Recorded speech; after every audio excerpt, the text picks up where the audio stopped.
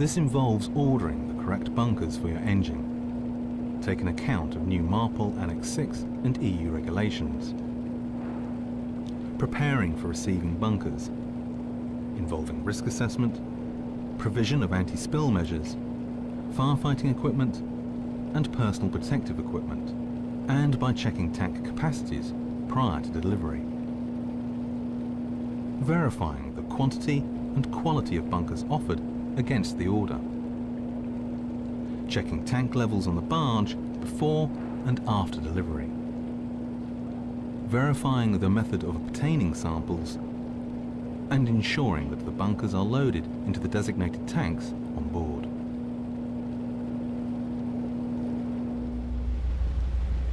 Oh, hi Chief. Oh, no. So, here are the distances for the next voyage. Safe bunkering begins at the point where an order is made up for your next bunkers. Okay. In some instances, the ship's shoreside management team carries out the ordering of bunkers and notifies the ship where and when delivery will take place. But in most cases, it is the responsibility of the chief engineer. In either case, the bunkers needed for the voyage ahead are checked in line with recommended ISO and CMAC standards and the engine manufacturer's requirements. If appropriate, the requirements of the charter party are also adhered to.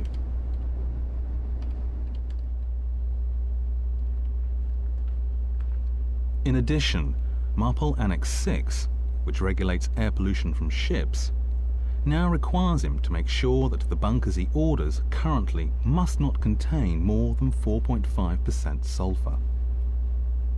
If sailing in a sulfur oxide emission control area, or SECA, his bunkers used must not contain more than 1.5% sulfur. Furthermore, in EU waters, sulfur limits have also been set for marine gas oils. If the voyage ahead requires the ship to sail into a SECA, the bunkers required, containing less than 1.5% sulfur, must be loaded into separate tanks from the conventional higher sulfur content bunkers, and the fuels changed over prior to entering the SECA. The changeover time and ship's position must be logged. The chief engineer must ensure there are separate tank capacity and treatment plants available to facilitate the changeover. The chief engineer wants to have the best bunkers available within the specification limits so that he will get optimum performance out of the engines while minimizing maintenance time or downtime for repairs. Simply buying at the cheapest price could turn out to be the more costly.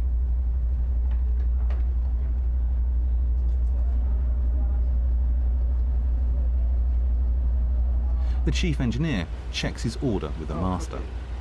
I've calculated the bunker figures and this is the amount we need. Okay, 900. Together, they verify the next bunkering port, the grade and quantity of bunkers they require there, the grade and quantities they already have on board, and the spare tank capacity on board ship, always allowing for a sufficient margin of safety. Yeah, okay. Thank you, Chief. If all checks out, they transmit the request to head office for ordering. Close communication is vital between head office, the charterers if applicable, and the ship to ensure that the right quantity and quality of bunkers are ordered.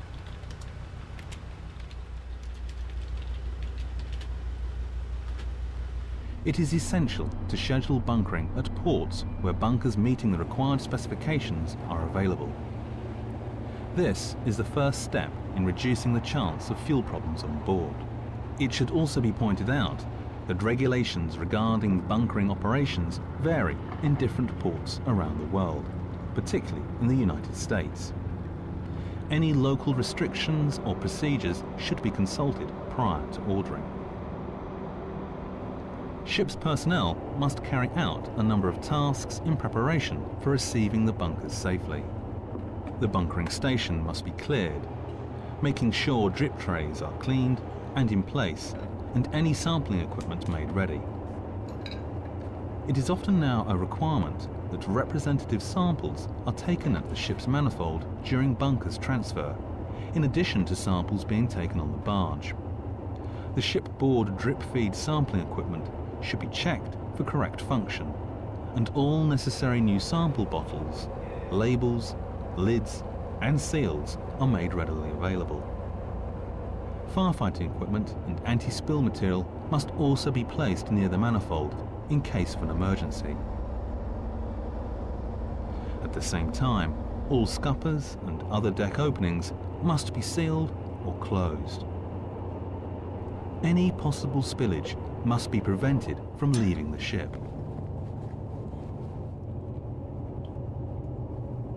The ship's Shipboard Oil Pollution Emergency Plan, or SOPEP manual, should also be made available, and, if possible, the materials safety data sheet of the fuel supplied should be consulted. Smoking must be prohibited in the vicinity, and in the case of fire, assistance must be sought from shore authorities. During daylight hours, the Code B flag should be flown throughout the bunkering operation, warning passing traffic that a fuel transfer is taking place. If bunkering takes place at night, a red light must be displayed at the masthead. Additional deck lighting may need to be set up at the bunker station.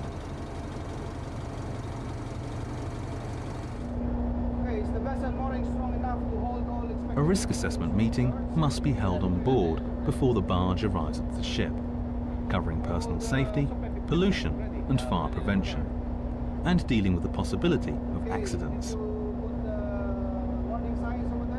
All the preparation tasks are double-checked to make sure that they have been carried out and that everyone understands their role in the operation. Finally, all deck radios are checked for function and that they are fully charged. In addition to standard personal protective equipment, such as hard hats with straps and gloves, all personnel involved in the bunkering operation must wear eye protection when working near the manifold. Spare safety glasses, gloves and harnesses should be placed near the bunkering station, ready for use if required. In the engine room, tanks that will receive the new bunkers must be made ready, as the valve train must be lined up to the bunker station.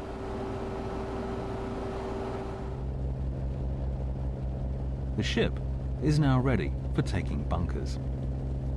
It is the shared responsibility of the masters of the barge and ship to ensure that the barge can be safely moored and the hose can be attached safely, taking the freeboard changes into account during bunkering.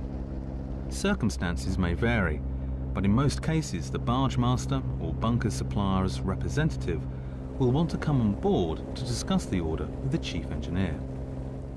Likewise, an officer from the engineering department will be standing by to visit the barge to check the method of sample taking and to verify tank levels before and after delivery. Therefore, a safe means of access must be provided in accordance with local regulations.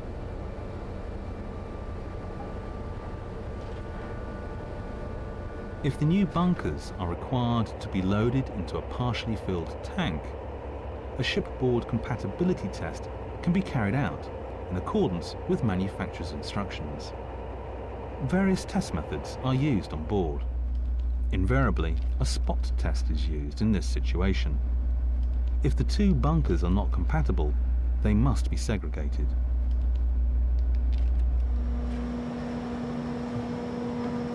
Chief, how are you? The chief engineer and the barge master, or supplier's representative, check the bunker's requisition form against the delivery note to ensure that the bunkers delivered are those ordered. In particular, they must check the grade, the quantity, and any other specification stipulated in the order. The bunker's delivery note must now clearly show the sulfur content of the fuel in accordance with MARPOL Annex 6 requirements.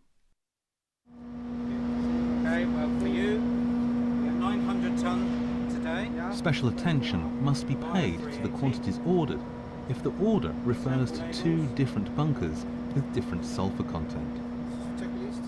For example, the order may refer to 750 tonnes of fuel with less than 4.5% sulfur content and 50 tonnes of fuel with less than 1.5% sulfur content. If the bunker's delivery note does not agree with the order, immediate remedy must be found. If two different grades of oil are to be delivered, it is recommended that the lighter grade be delivered first. This is to avoid contaminating the lower viscosity fuel by any heavier grade fuel that remained in the pipeline. We need from you your agreed pumping rate. Having resolved any unexpected issues, the chief engineer and the barge master agree on rates of delivery, usually starting slowly to allow checking that all the relevant valves are open and that the fuel is arriving at the designated tank. They also discuss maximum delivery pressure. Emergency shutdown procedure is agreed on, and their communication channels with each other are checked. Some ports, such as Singapore, require that a set of hand signals be agreed between the barge and the ship as a backup communication system in case of emergency.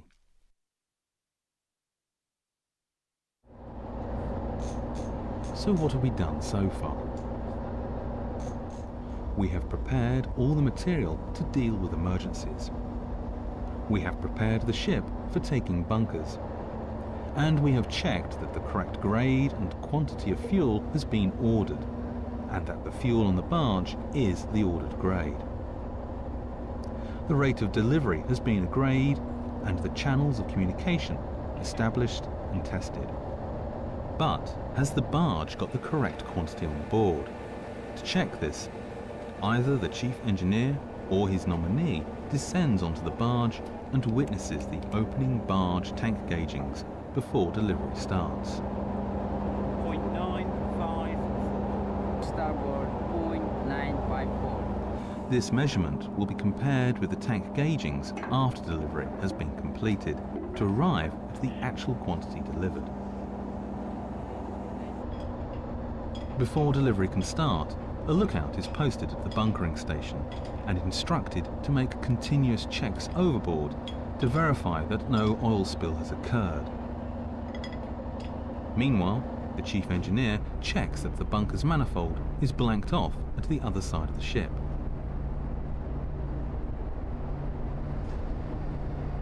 An important procedure for any bunkering operation is the process of obtaining uncontaminated or representative samples. The officer visiting the barge must check the methods and arrangements for the taking of samples and witness the fitting of the cubitainer. One of the most exacting procedures of sample taking is stipulated in Singapore, published in CP60 sampling procedures.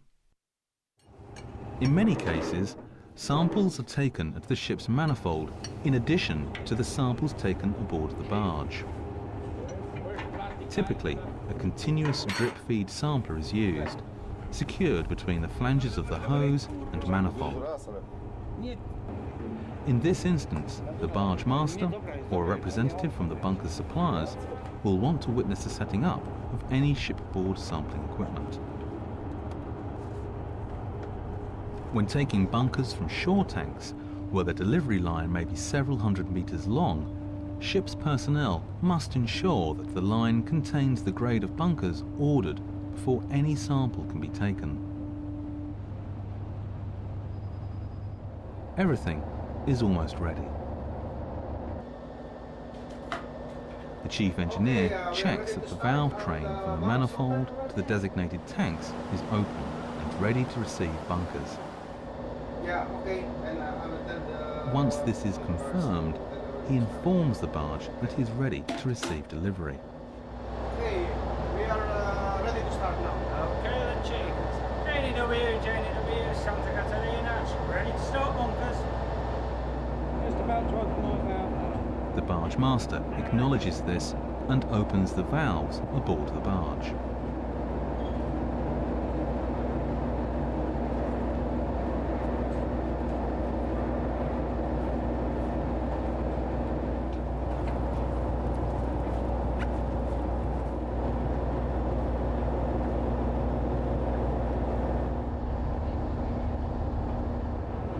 Santa Catarina, Janie W. We're all ready to start pumping. Are you ready, please?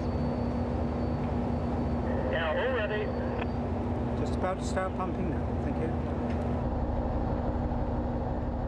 Delivery starts slowly, and everyone involved checks for leaks, correct valve positions, and the arrival of the fuel at the designated tank. If everything is in order, then delivery can be established at the agreed pumping rate and pressure. The pressure gauge at the manifold must be monitored. If the gauge shows a rapid rise, pumping must be stopped immediately and the valve train to the designated tank checked. An overflow valve usually opens automatically on some ships to reduce pressure and prevent spills. Bunkering can take several hours. It is most important that during the entire process, lookouts are monitoring transfer both on the barge and at the bunkering station.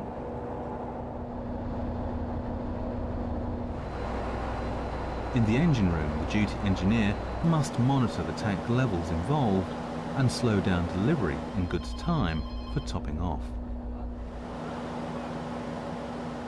Tanks must be filled in the correct order to maintain stability. To ensure that this is done, good communication links must be in place between the engine room and the bunkering station, as well as between the ship and the barge. Any mistake in calculating tank capacities can result in spillage and delays. If such a thing happens, pumping must be stopped immediately. Valves along the delivery line must not be closed, however. It is the duty of the barge to ensure that delivery is stopped as soon as possible. Any spillages must be regarded as an emergency situation. Spilt oil should be treated and cleared away as soon as possible, ensuring that no fuel leaves the ship. If there has been any contamination, the harbour authorities must be informed and help requested to minimise the environmental damage. All such events must be logged and immediately reported to the proper authorities. For that reason, the posting of a lookout at the manifold is vital. Failure to do so is a dereliction of duty.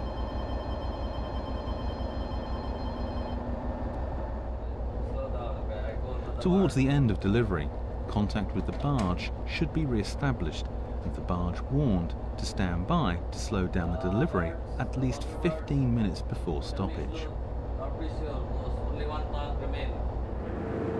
Reduce the pressure. Remember, a tank must not be filled to more than the safety level stipulated by the company. There is a gradual slowdown of delivery before the pumps are stopped.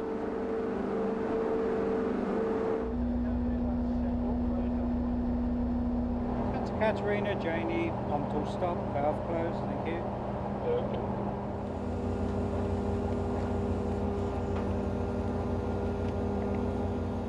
At the end of delivery, 4 identical samples are taken to obtain uncontaminated representative samples of the fuel delivered. In most cases, 3 commercial samples and 1 MARPOL sample are taken. Ship's personnel must witness the creation and sealing of the 4 sample bottles and their labelling.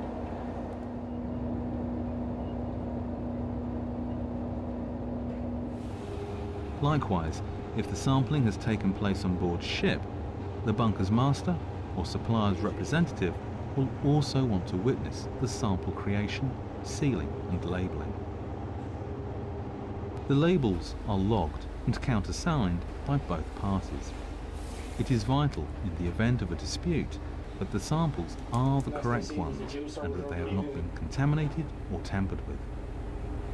2 starboard, 6 meters. Ship's personnel must also check the barge tank levels or the meter reading to verify the actual quantity delivered. Okay. If these figures are agreed, the bunker's delivery note can now be completed, countersigned, and the ship's seal attached. Should there be a disagreement, a letter of protest must be presented to the barge master to register this. Government service tax. You need to The pass various out samples the no. are exchanged. If both the ship and the barge have produced samples, the barge master or supplier's representative will take at least one of the shipboard produced samples for the bunker supplier's records. Okay, To thanks. avoid confusion, Marpole samples have a prescribed special label. The seal number must be recorded in a dedicated logbook. The sample logs, as well as the bunker's delivery note, must be kept for 3 years. The Marpole sample must be held until the fuel is used up, or for at least 12 months. As bunkering is an oil transfer, it must be noted in the oil record book where appropriate.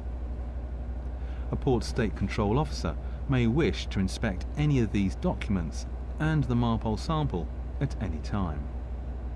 Some companies are taking the extra care not to use the fuel until test results are returned to them from an officially recognised testing agency.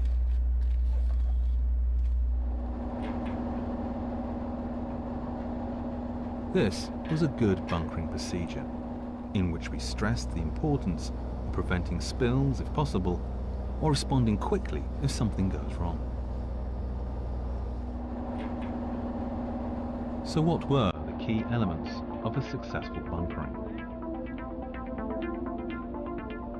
Ordering the correct grade and quantities of bunkers, preparing the ship for receiving bunkers, carrying out a risk assessment, and providing all the necessary measures to prevent an oil spill, deal with emergencies and personal protection, verifying that the specified bunkers are on board the barge, verifying quantities by taking ullages before and after delivery, agreeing the communication methods between barge and ship, agreeing the pressure and rate of delivery, slowing down delivery in good time, obtaining good representative samples of the delivered fuel, finally, ensuring that personnel assigned duties during bunkering know what is expected of them.